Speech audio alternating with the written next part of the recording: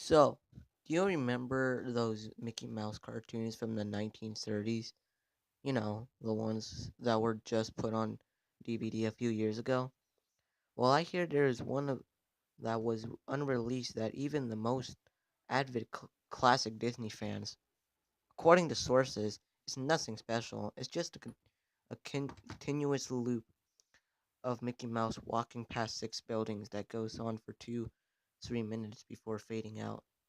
Unlike the tunes that put in, though, the song on the cartoon was not a song at all, just a constant banging and piano for a minute and a half before going to white noise for the remainder of the film. It wasn't the jolly Mickey we've come to love either. Mickey wasn't dancing, not even smiling, just kind of walking as you or I were walking, with a normal facial expression, but for some reason his head tilted side to side as he kept this dismal look.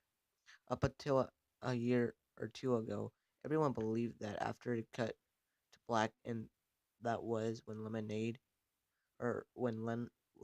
Maltin was reviewing the cartoon to put in the complete series, he decided it was too junk to be on the DVD, but wanted to have a digital copy due to the fact that it was a creation of Walt.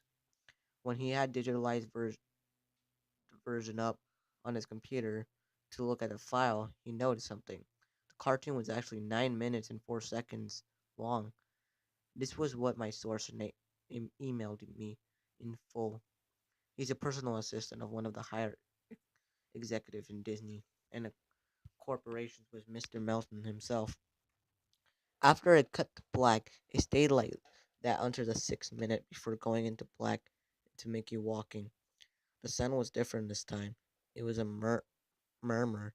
It wasn't a laughing, but more like a gurgled cry. As the noise got more in indisgustable, loud over the next minute, the picture began to get weird. The sidewalk started to go in directions that seemed impossible based on the physics of Mickey's walking, and the dismal face on Mickey was slowly curling into a smirk.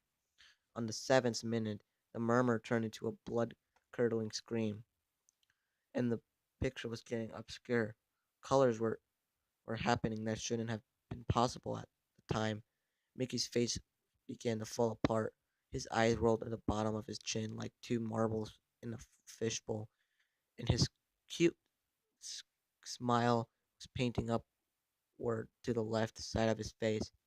The buildings became rubble floating in the mater, and the sidewalk was still impossibly navigating in rapid directions. A few seeming inconceivable with what, as humans know about direction. Mr. Melton got disturbed and left the room, sending an employee to finish the video and take notes of everything happening up until the last second, and afterward immediately store the disc into a cartoon into the vault. The distorted screaming lasted until 8 minutes and a few seconds in, and then up rapidly cuts into Mickey Mouse's face at the credits of the end of every video, with one sounding like a broken music box playing in the background.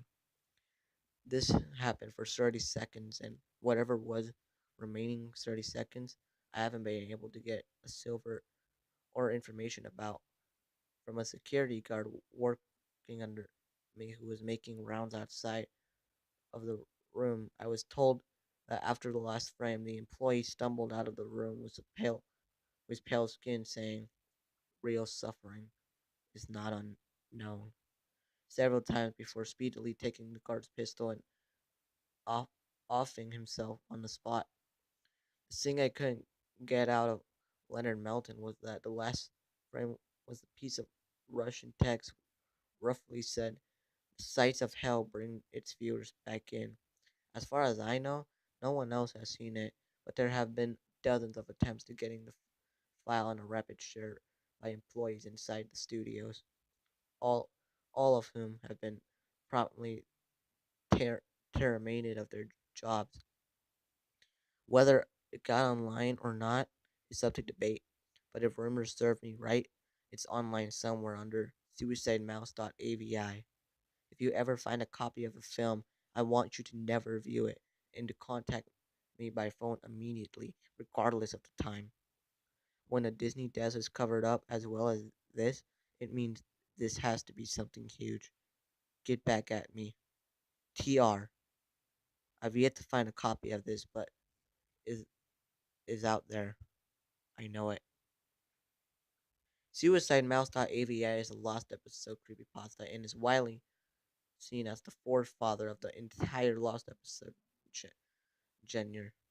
The story is based off an old unseen Mickey Mouse episode. There is also a video that is based off the creepypasta.